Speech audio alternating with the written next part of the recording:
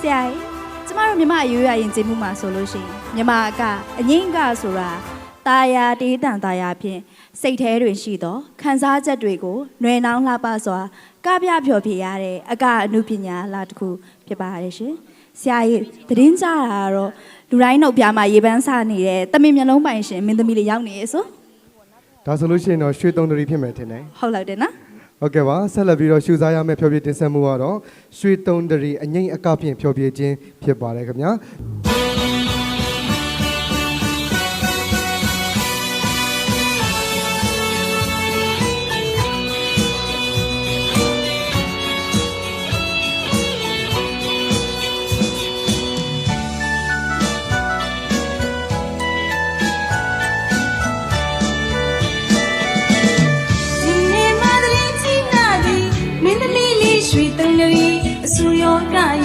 ချောသဘောညီလူတိုင်းချစ်နေသည်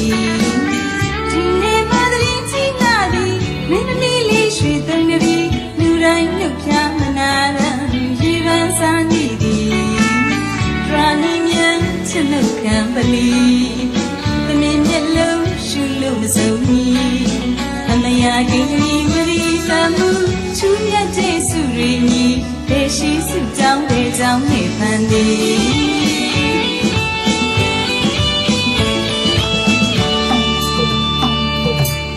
ကဘာလေးမှာပြောစရာရွှင်စရာအချူးသိဆောင်သည်တစ်ခုအော်အားစင်ញံတန်တွေနှပန်းမှုသူမြတ်စီဘာသာကဘာရွှေသွန်ကလေးညီမောင်လေးကြည့်နေသည်သူလာတော့မှဆုံးကြည့်စံကြည့်မြင်မောလာပါလေဒီဘဝမှာမနီရရင်ဖြင့်ကြီးဒုက္ခမိဖြစ်စီလေ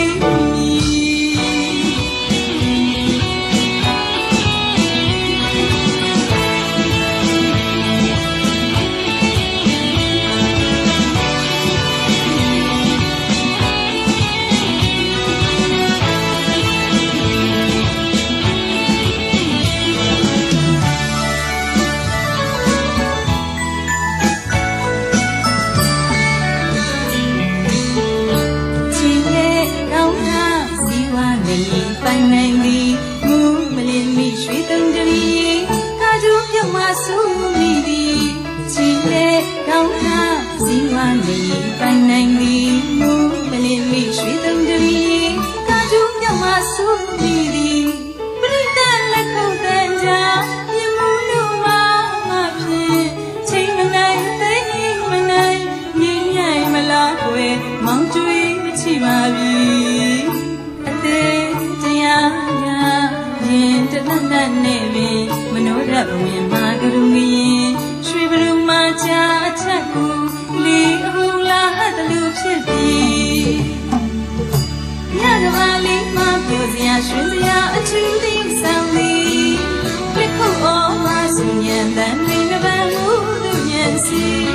ကာကာကာပါရွှေသူကလေးရေမောင်လေးကြည့်နေသည်သူလာတော့မှဆုံးကြည့်စံကြည့်ရင်မောလာပါလေဒီဘဝမှာမနီးလာရင်ဖြင့်ကြီးဒုက္ခမိဖြစ်စီလေ